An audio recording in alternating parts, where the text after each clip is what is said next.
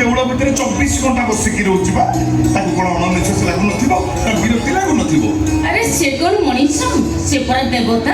ଆଲୋ ମା, ମଣିଷ ଆଉ ଦେବତା ଭିତରେ ଫରକ କଣ ଯେ? ମଣିଷଙ୍କର ଜୀବନ ଅଛି, ହେଲେ ତା କଣ ଜୀବନ ଅଛି? କଣ କହିଲୁ? ମୋ ଜଗାର ଜୀବନ ନାହିଁ? ଆଚ୍ଛା ଯଦି ମୋ ଜଗାର ଜୀବନ ନାହିଁ ତାହେଲେ ତମେ ସବୁ ତାକୁ ମୁଣ୍ଡିଆ ମାରୁଛ କାହିଁକି? ସକାଳ ସନ୍ଧ୍ୟାରେ ତା ପାଖରେ ଘଣ୍ଟା ବଜେଇକିରି ଅଧିଆ ପଡୁଛ କାହିଁକି? ନା ଶୁଣୁ, ଜଗନ୍ନାଥଙ୍କୁ ନେଇ ପ୍ରଶ୍ନ କରାଯାଏନି।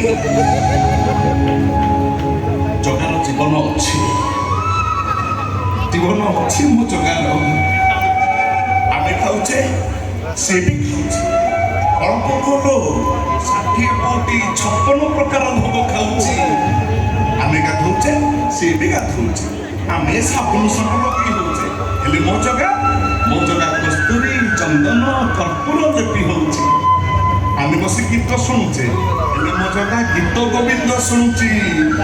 36 ପାଟୁକରୁ ଲୋକ ଆଣି ପୁରା 36 ଯୋଗ ଖୋଜିଛି। 12 ମାସରେ 13 ଜାତ କହିଲା ଜୀବନ ନାହିଁ। ତତେ କିଛି ଜମା ନାହିଁ ଆଉ। ଆଚ୍ଛା ଭୟା ନା, ତମେ ଏ କହିଲ ତମେ ଜଗାକୁ ନେଇ ଯାଇଥିଲ କୁଆଡେ? ଏଇ ଦେଖ, ଏଇ ଯୋଉ ଗରମ ପଡୁଛି, ମୁଁ ଭାବିଲି ଟୋକାକୁ ତ ଗରମ ହଉଥିବ, ସେଇଥିପାଇଁ ତାକୁ କାନ୍ଧରେ ବସେଇ ବାହାରେ ବୁଲି ପବନ ଖୁଆଉଥିଲି। ଆଲୋ ଦେଖେ ଝାଳରେ ମୁହଁ ପୁରା ଶୁଖିକିରି କଳା ପେଟ ପଡି ଯାଇଥିଲା, ଏବେ ଖାଲି ଖିଲିଖିଲି ହେଇ ହସୁଛି। ଖାଲି ଗୋଡଟା ତ କଳା ପଡି ଯାଇଥିଲା। ଆଲୋ ଦେଖେ ବା, ତା ରଙ୍ଗ ଅଧରର ରଙ୍ଗିଲା ହସ